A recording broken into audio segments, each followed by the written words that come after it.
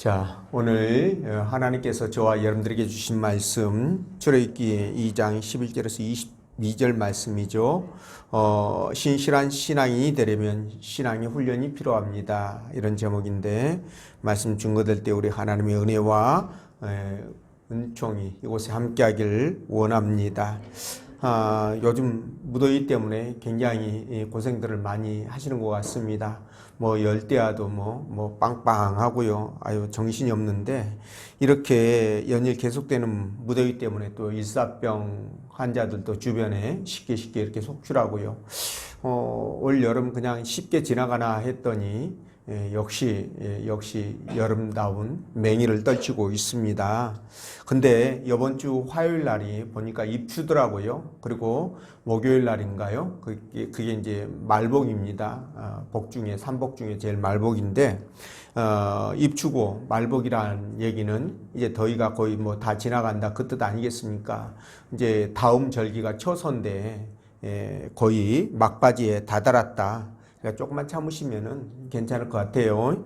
이축되지 마시고 힘내서 건강한 여름 나시기 바랍니다.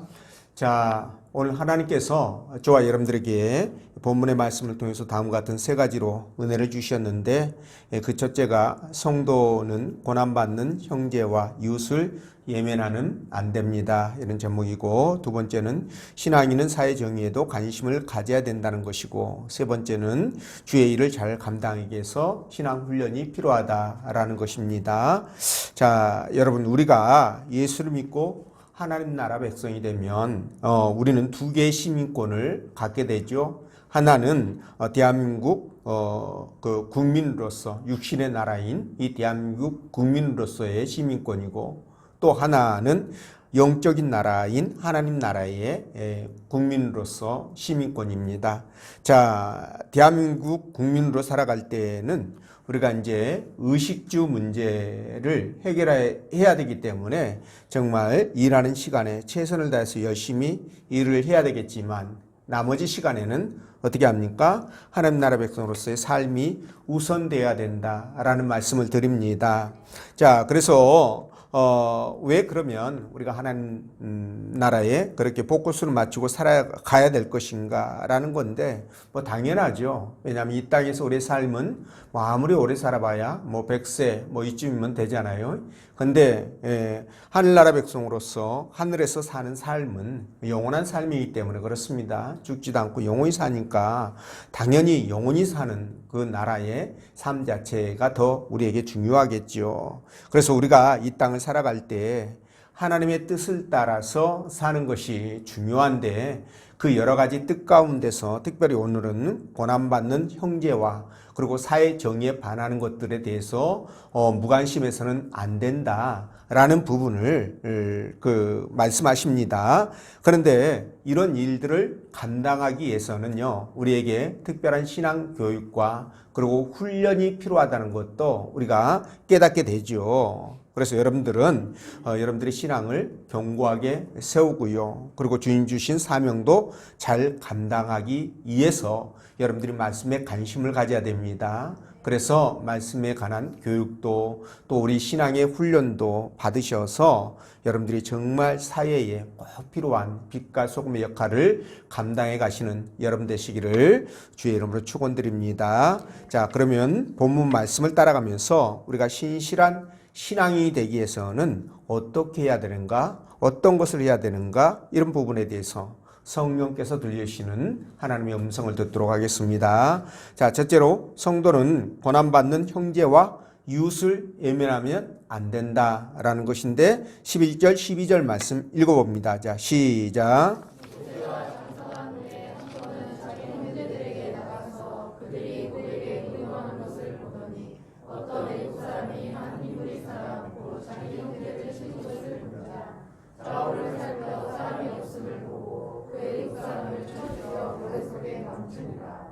아멘.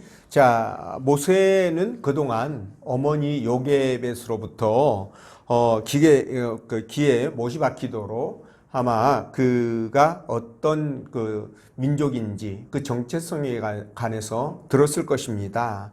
그래서 이 모세는 고센 땅에 살고 있는 자기의 동족들에 관하여 관심이 많았을 것으로 그렇게 추정이 되는데요. 모세가 장성해서 약 40살쯤 되었을 때에 한 번은 고센 지역에 살고 있던 자기 동족들을 보러 가서 그들의 노동 강도가 어마어마하다는 것을 보고 놀랐을 겁니다. 물론 모세도 이미 히브리인들이 고된 노동 때문에 정말 힘들어한다는 것을 들어서는 알고 있었을 거예요. 들었기 때문에. 그런데 뭐 풍문으로 듣는 것과 직접 보는 것과는 또 많은 차이가 있지 않겠습니까? 우리도 어디서 뭐 싸움이 나가지고 뭐 누가 죽었느니 그런 뉴스 같은 거 접하잖아요. 그러면 아 누가 죽었나 보다 그런가 보다 그러고 그냥 지나가지 않습니까? 그렇죠? 근데 만약에 내가 그 자리에서 그런 장면들을 목격했다고 한다면 어떨까요? 그냥 지나갈 수 있는 그런 부분들이 아니죠. 아마도 굉장히 이 마음속에 트라우마 같은 것도 생길 수 있을 것이고요. 심적으로 좀 힘든 그런 부분도 있을 거라고 저는 생각을 합니다. 근데 오늘 모세도 마찬가지라고 생각이 들거든요. 동족들이 그렇게 강한 노동에 시달리는 것을 풍문으로 들었을 때 별 반응이 없었지만 오늘 이렇게 직접 보니까 뭡니까? 그들이 얼마나 고생을 하는지 그걸 보면서 동족이잖아요. 그래서 마음에 측은지심이 들었을 것이다.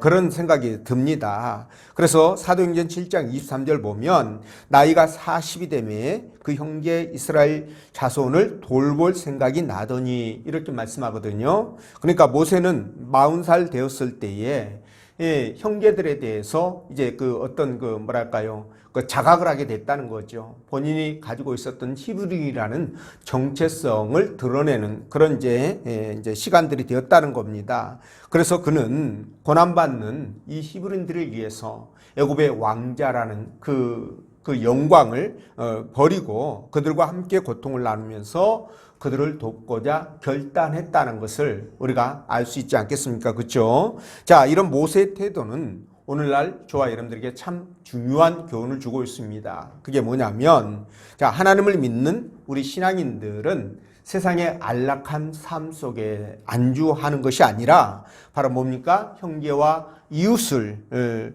예면해서는 안 된다.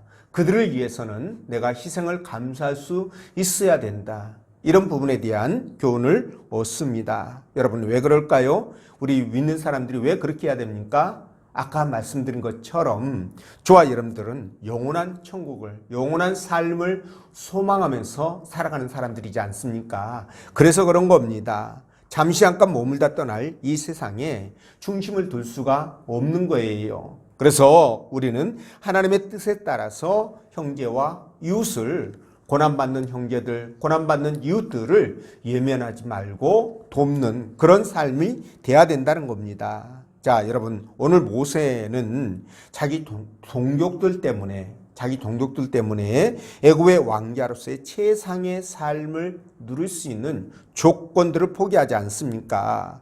물론 사람을 죽여서는 안 되지만 여러분, 모세는 특히 애굽 사람을 죽이면 자기 자신에게 어떤 문제가 생기는지를 이미 알고 있었어요. 자, 고대 근동에서는 절대 왕권 시대잖아요. 그렇죠? 그런 절대 왕권 시대에서 왕자가 사람 하나 죽였다고 그게 무슨 문제가 되겠습니까? 그런데 말이죠. 모세는 죽이면 안 되는 사람이에요. 특히 애굽 사람을 죽여서는 안 되는 그런 사람입니다. 왜 그럴까요? 모세는 애굽의 왕가의 피를 타고 낳은 사람이 아니잖아요. 그는 히브리인이지 않습니까? 그렇죠? 양자로 들인 상태입니다. 근데 이 모세가 자기 동족들을 위해서 애굽 사람을 죽였다? 이거는 반역을 할 수 있다라는 그런 오해를 사기에 충분한 겁니다. 그래서 이 모세도 그걸 너무 잘 알기 때문에 사람을 죽였을 때 여러분 두려움을 느끼게 된 거죠. 지금 오늘 본문에서는 이 개역 개정에서는 안 나오지만 이 앞전 성경에서는 모세가 두려워했다 이렇게 이제 기록을 하고 있습니다. 그러니까 두려워했다라는 것은 뭡니까? 아, 내가 실수했구나. 내가 이거 죽으면 안 되는데 큰 문제가 생기는데 이거 잘못했구나. 이런 생각을 이제 갖게 되는 거 아니겠습니까?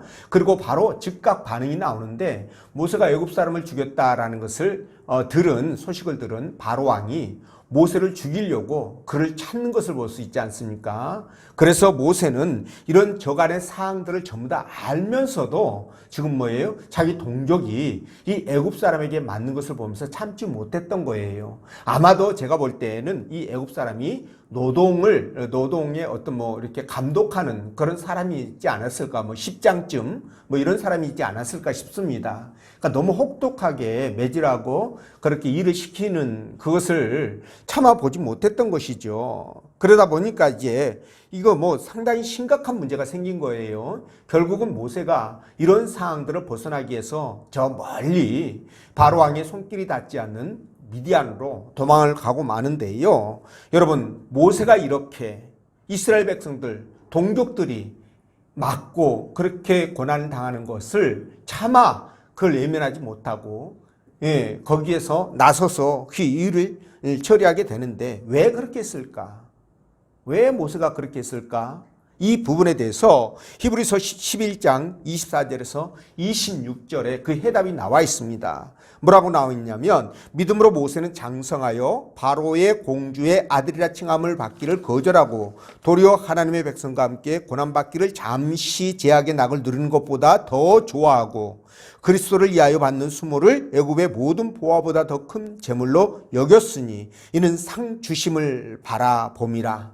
그러니까 모세는 하나님 나라가 있다라는 것, 하나님이 살아계시고 그 하나님의 나라가 있고 그 나라에 가면 영생 복락을 누린다는 것을 알고 있었던 거예요. 상을 주신다는 것을 알고 있었던 겁니다. 그래서 모세는 그 상을 바라보고요, 애굽에서 누리는 그 낙보다도 그 왕자로서 누리는 그 특권보다도 그 상을 바라보면서 자기 동족의 고난에 동참하게 되었다, 이 말씀을 하는 거예요. 그러니까 여러분, 이런 그 모세의 모습을 보면 정말 대단한 거죠. 여러분, 입장 바꿔서 생각해 보시면 금방 압니다. 여러분들이 만약에 비록 그 서자기는 하지만 그쵸? 적통은 아니지만 왕자라는 직분을 갖고 있잖아요. 그러면 궁에서 모든 것들이 다 제공될 거 아니겠습니까? 왕자로서의 삶을 살아가는 데 있어서, 그렇죠? 명예와 부와 권세를 갖고 있는데 이걸 다 포기한다? 그것도 동족 때문에. 여러분, 그게 쉬운 일인가요? 그렇지 않습니다, 여러분. 이거 확실한 하나님에 관한 믿음, 그리고 나에 대한 정체성, 그죠? 신앙이 있어야 이게 가능하다는 거예요. 그래서 모세는 이렇게 정말 그 애굽 사람을 죽였던 그 이면을 우리가 살펴보면 그 마음속에 어떤 마음이 있었느냐? 형제를 국리를 여기고, 그리고 형제가 고난당하는 것을 측은히 여기는 측은지심이 있었다라는 것을 알 수 있어요. 그렇지 않겠습니까? 그러니까 이게 굉장히 중요한 얘기인데, 여러분, 저와 여러분들이 예수 믿고 하나님 나라 백성이 되었다고 한다면 우리 마음속에는 어떤 것이 있어야 될까요? 바로 측은지심이 있어야 됩니다. 가난한 자들을 보면 도와주고 싶은 마음, 힘없는 자들을 보면 도와주고 싶은 마음, 약한 자들을 보면 대신 내가 그 약함을 대신하고 해주고 싶은 마음, 이런 것들이 있어야 된다는 거예요. 굉장히 중요합니다, 여러분. 독하고 나만 알고 내 것만 챙기고 이런 것은 맞지 않아요, 여러분. 맞지 않습니다. 악하고 힘없는 자들을 무시하고 이런 것도 맞지 않습니다. 이거는 하나님 나라 백성으로서 있을 수 없는 일이죠. 그래서 약하고 힘없는 형제들을 무시하고 홀대하는 것도 안 된다. 오히려 여러분, 나보다도 연약하고요, 나보다 부족하고 그렇게 느껴지면 더 겸손해져야 되고 더 그들을 섬겨야 돼요. 이게 우리 신앙인들의 모습입니다. 절대 세상 사람들과 같이 그렇게 여러분 패권주의적 관점에서 그런 마인드를 가지고 살아서는 안 돼요. 힘이 있을 때 그 힘 가지고 뻐기고 누리고 교만하고 무시하고 홀대하고, 이거는 있을 수 없는 일입니다. 오히려 반대가 돼야 돼요. 여러분들 힘 있는 자에게는 여러분들이 대항을 해야 되고요. 연약한 자에게는 오히려 여러분들이 힘이 되어줘야 된다. 이게 신앙인들의 참 모습이라는 겁니다. 이해가 되시죠? 오늘 이 모세가 그런 모습을 우리 보지 않습니까? 그래서 이사야 1장 17절은 뭐라고 그러냐? 선행을 배우며 정의를 구하며 학대받는 자들을 도와주며 고아를 위하여 신원하며 과부를 위하여 변호하라 하셨느니라 이렇게 말씀하시거든요. 자, 이게 바로 신앙인의 모습 아니겠습니까? 예, 그렇습니다, 여러분. 그래서 우리가 이렇게 해야 될 일은 해야 될 부분은 뭐냐? 우리 예수님이 그렇게 하셨어요. 여러분, 우리 예수님이 이 땅에 오셔서 어떻게 하셨습니까? 그분 죄가 없잖아요. 근데도 불구하고 십자가에서 여러분 물과 피를 다 쏟으며 모든 것을 주시고 가셨습니다. 그렇죠? 그리고 그분이 사역할 때에도 부자와 힘 있는 자들을 중심으로서 사역한 게 아니에요. 그들에게 비유 맞추고 아부하면서 사역한 게 아니라 여러분 가난한 자와 약한 자들 그리고 소외되고 정말 병든 자들, 힘없는 자들 이런 자들에게 더 많은 관심과 사랑을 쏟아 부었다라는 것을 우리 알고 있습니다. 여러분 이런 걸 볼 때 우리도 주님을 본받아서 그러한 삶을 살아야 된다는 거예요. 형제들의 고난에 동참하고 그리고 긍휼한 마음과 측은한 마음을 가지고 형제와 이웃들을 대하는 그런 삶을 우리 살아야 됩니다. 네, 그래서 이런 삶을 사는 것이 정말 쉽지는 않아요. 왜? 요즘 갈수록 사이가 악해가지고 그러다가 잘못될 수도 있지 않습니까? 그렇죠? 이런 것들 때문에 정말 우리가 경계하고 두려워하고 그러는데 그럼에도 불구하고 우리 믿음의 사람들은 그런 삶을 살아야 됩니다. 나에게 조금 손해가 되고 불이익이 있다 할지라도 그게 하나님께서 기뻐하는 일이라고 한다면 그게 성경에서 말씀하시는 것이라고 한다면 우리는 기꺼이 그 일을 감당해야 되는 거예요. 사도행전 20장 35절에 이렇게 말씀합니다. 범사에 여러분에게 모본을 보여준 바와 같이 수고하여 약한 사람들을 돕고 또 주 예수께서 친히 말씀하신 바 주는 것이 받는 것보다 복이 있다 하심을 기억하여야 할지니라. 아멘. 자, 여기에서 주는 것보다 받는 것보다 주는 것이 더 복이 있다 이 말씀이 나오는데요. 자, 여러분 우리는 그렇습니다. 신앙인들은 받는 것 대접받고 이렇게 후원을 받고 이런 것들보다도요 주는 것을 더 기뻐해야 돼요. 정말 주는 것이 더 복됩니다. 받는 것은 상이 없잖아요. 받는 사람은 상이 없어요, 여러분. 근데 주는 사람은 상이 있지 않습니까? 무엇을 주든 간에 베풀고 심고 섬기고 손해보고 이렇게 되면 거기에 따른 주님의 상급이 있잖아요. 이 땅의 축복과 내세의 상급이 있잖아요. 그렇기 때문에 이게 복되다. 이 말씀이 이게요. 그러니까 우리는 그런 삶을 살아야 되는 거죠. 그러려면 어떻게 해야 돼요? 내 가지고 있는 거 손해볼 수밖에 없어요. 내가 가지고 있는 거 퍼낼 수밖에 없는 겁니다. 내 거 퍼내지 않고 내 거 손해보지 않고 어떻게 남을 섬기고 형제를 돕고 그럴 수 있겠냐는 거예요. 약한 자들을 공개하고 그럴 수 있겠냐는 거예요. 안 됩니다, 이거.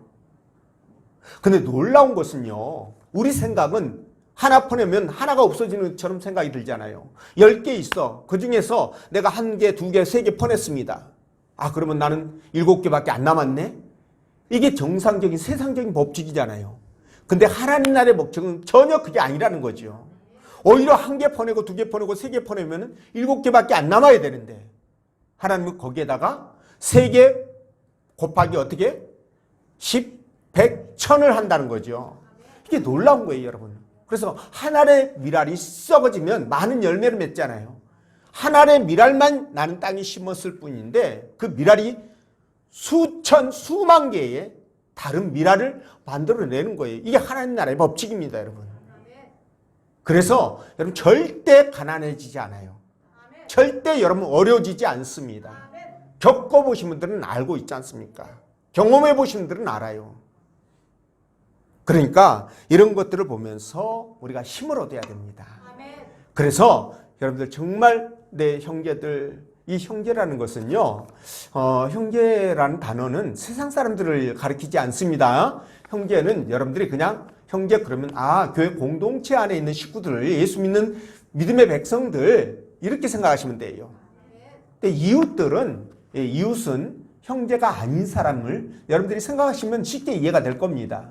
그러니까 어쨌든 간에 형제들과 그리고 이웃들에 대해서 관심을 갖고 섬기는 것이 신앙인으로서 마땅히 해야 될 부분이다. 하나님이 기뻐하는 일이다. 우리 주님이 그렇게 하셨으니까 우리도 그렇게 해야 된다 라고 생각하시면서 살아간다면 정말 하나님 앞에 큰 복을 받을 줄로 믿습니다. 그런 여러분 되시길 바라고요. 그 다음에 두 번째, 신앙인은 사회 정의에도 관심을 가져야 된다 라고 말씀하시는데 16절 17절 말씀 읽어봅니다. 시작.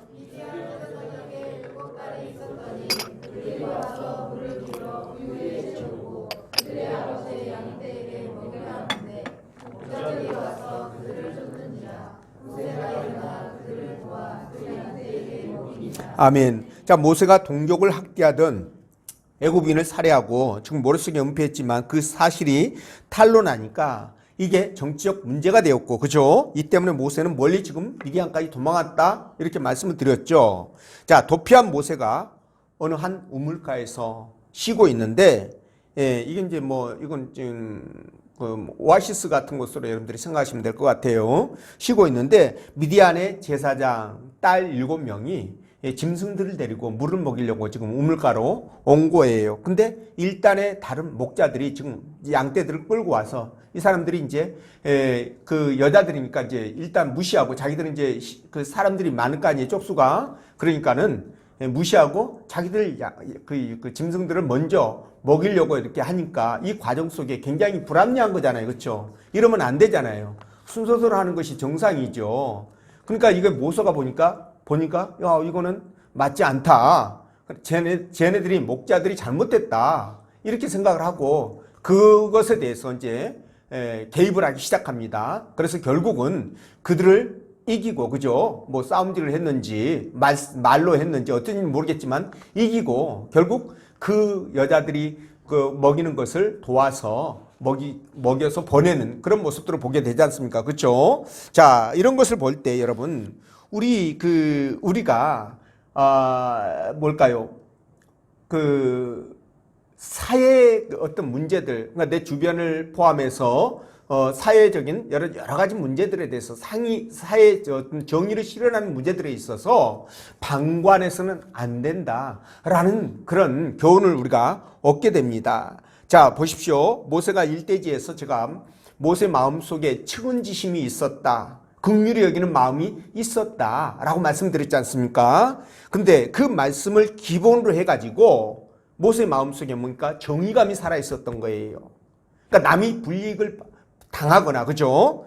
불의한 일을 당하면 그걸 못 본 척하고 지나가지 못하고 거기에 개입해서 정상으로 돌려놓으려고 하는 그런 마음이 있었다는 겁니다. 이거 굉장히 중요한 마음이에요, 여러분. 물론 요즘 말이죠. 세상이 너무 강팍해가지고 남의 일에 끼어들었다가 덤태기 쓰거나, 그렇죠? 큰 손해를 입는 경우 있습니다. 그러다 보니까 뭐예요? 그냥 막 부모들도 그렇고 당사자도 그렇고 남의 일에 절대 나서지 못하게 하죠. 남의 일에 나서면 안 되는 것처럼. 그러다 보니까 그냥 방관을 해버립니다. 근데 이거 믿는 사람으로서는요, 이거 옳지 않는 행동이에요. 왜냐하면 저는 그렇습니다.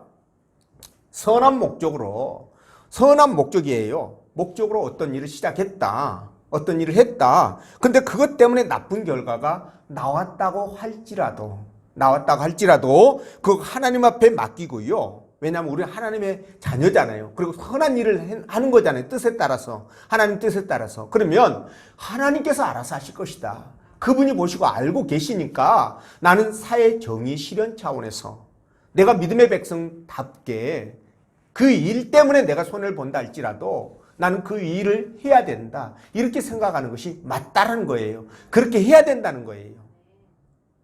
제가 월상 마지막 날 이제 집에서 나오는데 아파트를 정문 앞에 어떤 사람이 쓰러져 있는 거예요. 꼼짝도 않고 그냥 쓰러져 있어서 술 먹었나 보다 싶어가지고 그냥 차를 이렇게 지나치려고 했는데 혹시 번뜩 들더라고요. 저 사람 혹시 뇌출혈로 쓰러져 있다면 어떻게 되나. 시간이 생명을 좌우하잖아요. 그래서 그 생각이 번뜩 들어서 차를 옆에다 대놓고 가서 이렇게 봤더니 역시 술 취했어요.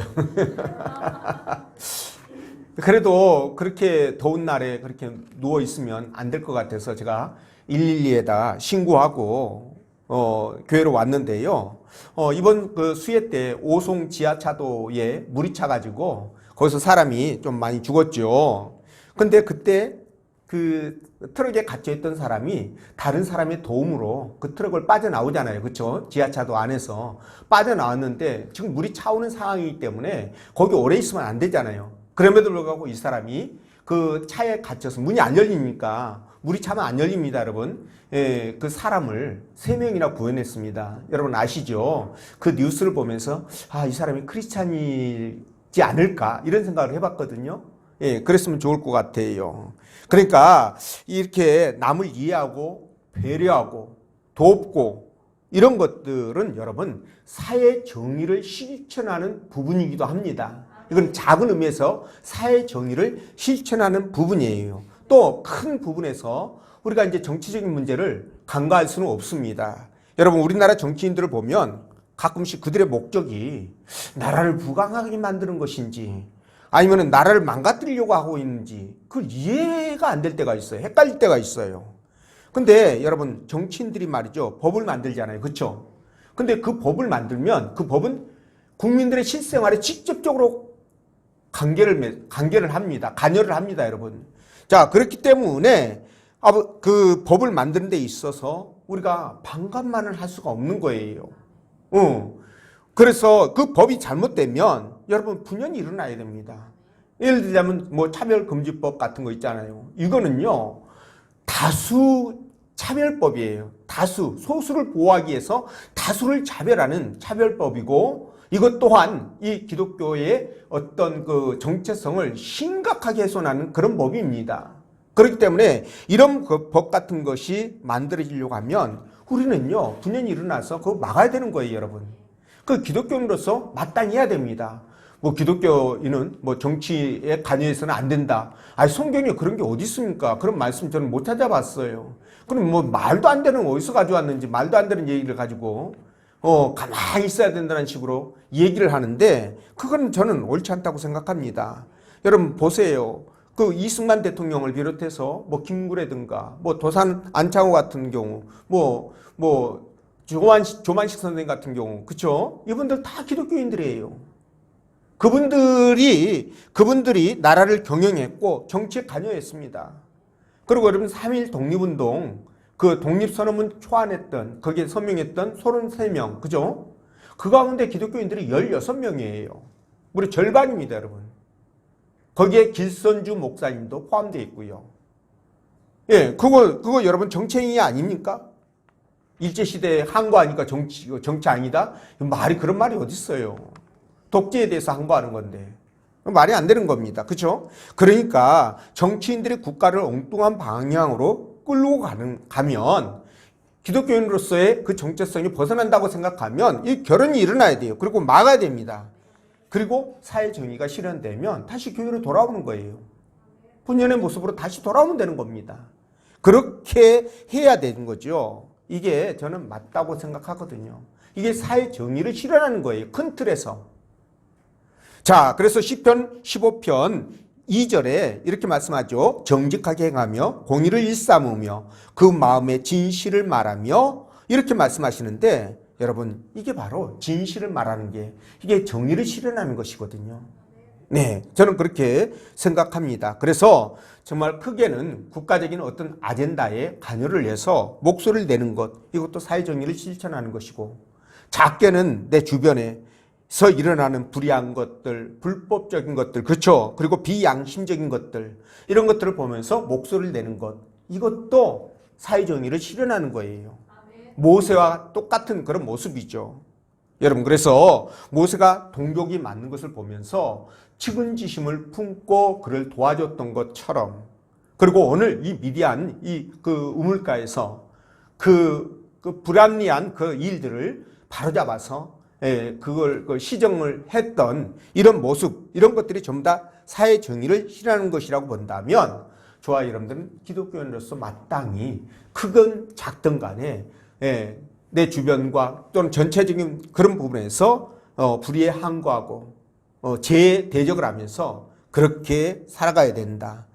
그런 여러분 되시길 바랍니다. 그리고 마지막 주의를 잘 감당하기 위해서 신앙 훈련이 필요하다. 이렇게 말씀을 하시는데 본문 17절, 19절 말씀 읽어봅니다. 시작.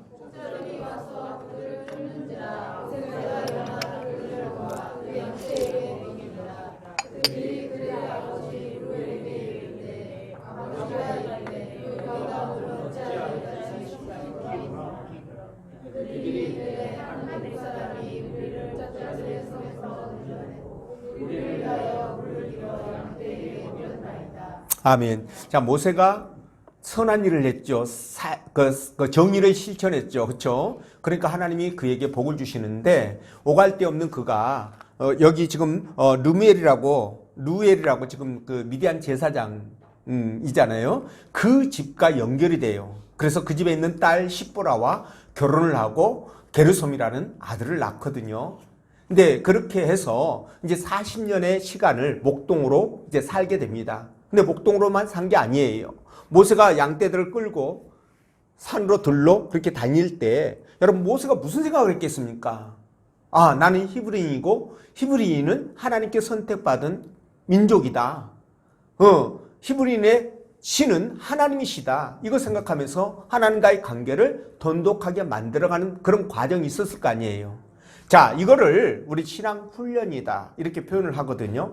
그러니까 40년 동안 모세가 정말 그 이스라엘의 위대한 지도자가 되기 전에 하나님 앞에 신앙적 훈련과 교육이 있었다는 것을 우리가 알 수 있다는 거예요. 자, 그런데 이 신앙 훈련, 교육 이것들은요, 시간이 길든 짧든 간에 반드시 신앙인이 된 사람, 예수 그리스도를 믿고 하나님 나라 백성이 된 사람, 그리고 하나님의 사역을 감당해 가야 할 사람들은 받아야 된다라는 거예요. 예, 이 부분을 말씀을 드립니다. 그래서 여러분 정말 이 신앙의 훈련을 받아야 될 이유가 뭐냐? 여러분 우리가 이걸 받지 않으면 하나님을 어떻게 알겠습니까?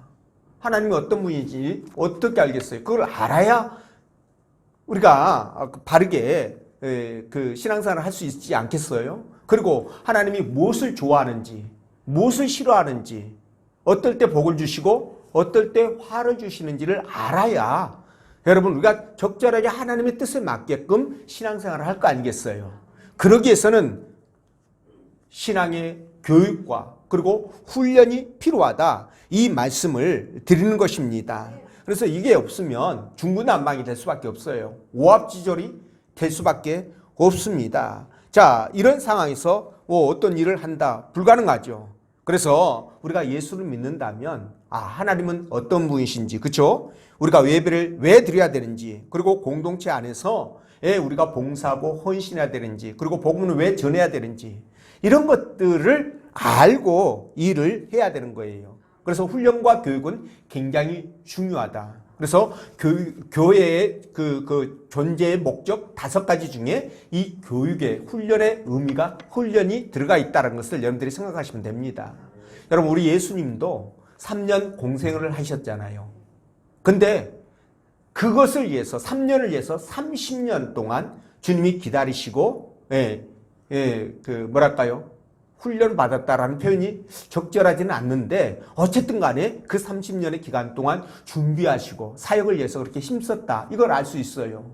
그리고 예수님의 12제자들도 역시 3년 동안 예수님을 따라다니면서 교육을 받고 훈련을 받지 않았습니까? 거기에다가 그리고 여러분들 아시다시피 다윗이 있잖아요. 지금까지도 이스라엘 백성들에게 위대한 왕으로 추앙을 받고 있는데 이 다윗이 오랜 세월 동안 사울왕에게 쫓겨서 정말 그 힘들고 빡센 그런 훈련의 시간들 이것들이 없었다면 그가 위대한 왕으로 그렇게 불림을 받을 수 있었을까 이런 생각도 들거든요. 예, 거기에다가 여러분 누굽니까? 사도 바울도요 정말 위대하잖아요. 본격적으로 복음을 전하는 전도자가 되기 전에 그가 아라비아에 가서 아라비아 광야에 가서 3년 동안 그가 정말 그 훈련을 빡세게 받았던 그 부분이 있습니다. 이거 뭐 아시는 분은 많지는 않겠지만서도 그랬었어요. 그리고 사도 바울의 제자였던 디모데나 디도도 역시 사도 바울을 오랜 시간 따라다니면서 훈련 받을 결과 위대한 종이 되지 않아요. 그리고 목회자들도 있잖아요. 보통 이렇게 목회를 하는데 그냥 목회하는 게 아니라 저희들을 기준으로 하면은 8년, 9년 신학 공부를 하고 연구를 하고 훈련을 받고 그리고 목회자가 되는 거거든요. 예, 그러니까 이런 것들을 볼 때 저와 여러분들도 마찬가지입니다. 하나님의 그 일을 감당하기 위해서 주께서 맡겨주신 사명을 제대로 감당하기 위해서 어떻게 해야 된다? 훈련과 교육이 필요하다. 아까 여러분들 말씀드렸잖아요. 우리에게 측은지심을 갖고요. 긍휼한 마음을 갖는 것. 그리고 내 주변에 있는 작은 것부터 국가적인 큰 아젠다까지 여러 가지 면에서 사회 정의를 실현하는 데 있어서 여러분 우리에게 말씀이 필요해요. 말씀이 필요해야 방향을 잃지 않습니다. 엉뚱한 데로 가지 않아요. 욕심을 억제할 수 있고 통제할 수 있어요. 이런 부분들이 있기 때문에 반드시 신앙교육은 필요하다. 예, 그래서 디모데 후서 2장 21절 보면 그러므로 누구든지 이런 곳에서 자기를 깨끗하게 하면 기 쓰는 그릇이 되어 거룩하고 주인의 쓰심에 합당하며 모든 선한 일에 준비함이 되리라. 이렇게 말씀하거든요. 그래서 여러분들 정말 우리가 이 시대에 이제 갈수록 여러분 신앙인으로서 정말 힘있게 신앙생활을 해나가는 것이 어려워집니다. 이거는 어쩔 수 없어요. 애언대로 그렇게 돼가는 거니까 어쩔 수 없어요. 그럼에도 불구하고 그 가운데서 여러분 남자 7천이 될 것인가? 아니면은 거기에서 떨어져 나가서 아예 하나님 앞에 버림받은 자가 될 것인가? 이거는 저와 여러분들이 선택할 문제입니다. 예, 물론 신학적으로는 또 다른 말씀을 드릴 수 있겠지만 일단 우리 관점에서 볼 때는 저와 여러분들의 선택이에요. 그렇기 때문에 이런 상황에서 그럼 우리는 어떻게 해야 될 것인가? 신앙의 정체성을 확실하게 갖고요. 하나님이 기뻐하시는 일, 원하시는 일을 바르게 알아서 우리가 주님이 기뻐하시는 삶을 살아가자. 그러기 위해서 우리에게 훈련이 필요하고 교육이 필요하고 그죠? 예. 그리고 저와 여러분들이 마음밭에 긍휼히 여기는 마음 그리고 측은지심 이런 것들이 근본적으로 깔려야 된다. 이걸 말씀을 드립니다. 그래서 여러분들 하나님이 기뻐하는 믿음의 삶 살아가시기를 주의 이름으로 축원드립니다. 기도합니다.